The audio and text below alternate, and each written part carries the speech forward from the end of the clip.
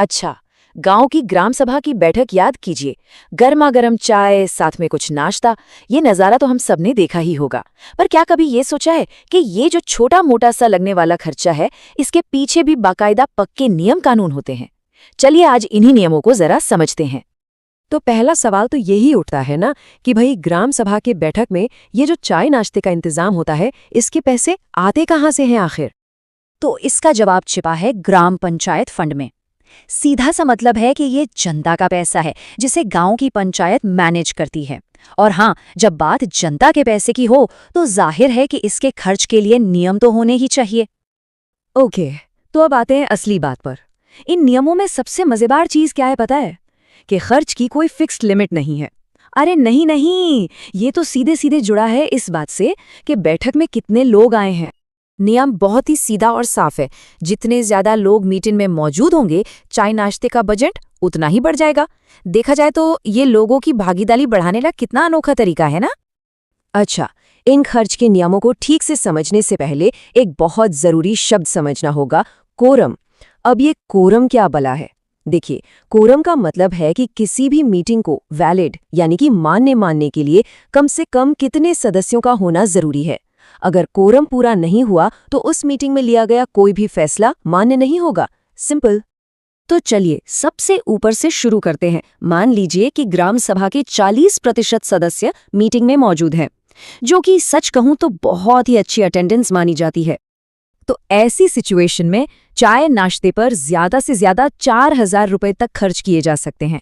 ये इस नियम के हिसाब से सबसे ऊपरी लिमिट है। अच्छा, अब मान लेते हैं कि अटेंडेंस थोड़ी कम हो गई और 30% पर आ गई, तो अब क्या होगा?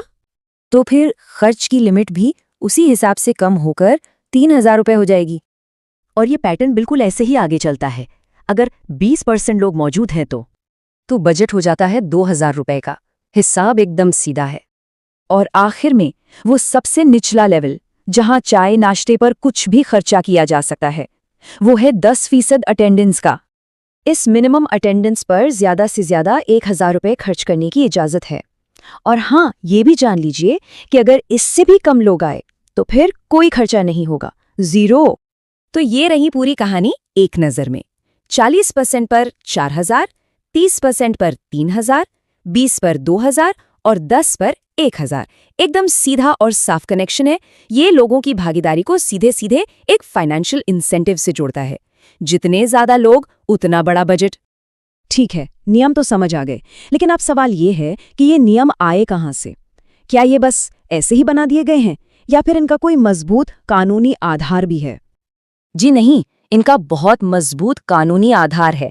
ये नियम बनाए गए हैं हरियाणा पंचायती राज एक्ट 1994 और Panchayati Raj finance, budget, accounts, audit, taxation तथा वर्क्स रूल्स 1996 के तहत।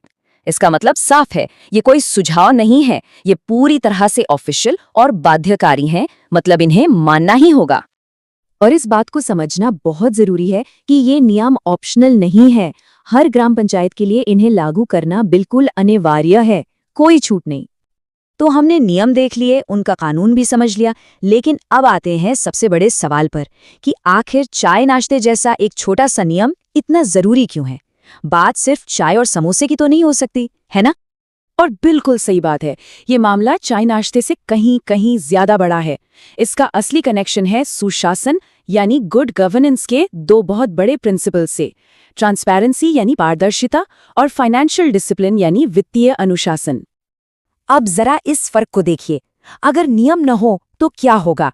खर्चा मनमाना हो सकता है, कोई हिसाब किताब नहीं होगा, कोई पारदर्शिता नहीं होगी। लेकिन जब नियम होते हैं तो खर्चा डिसिप्लिन में रहता है और साथ ही साथ ट्रांसपेरेंसी और अकाउंटेबिलिटी यानी जवाबदेही भी पक्की होती है। तो इस पूरी बातचीत का निचोड़ क्या है? देखिए, 4 बड़ी बातें निकल कर आती हैं। 1, ये नियम फाइनेंशियल डिसिप्लिन को बढ़ावा देते हैं। 2, ये लोगों की भागीदारी को प्रोत्साहित करते हैं। 3, ये जनता के पैसे में पारदर्शिता लाते हैं। और 4, जो कि सबसे जरूरी है, ये जमीनी स्तर पर लोकल गवर्नेंस को मजबूत करते हैं।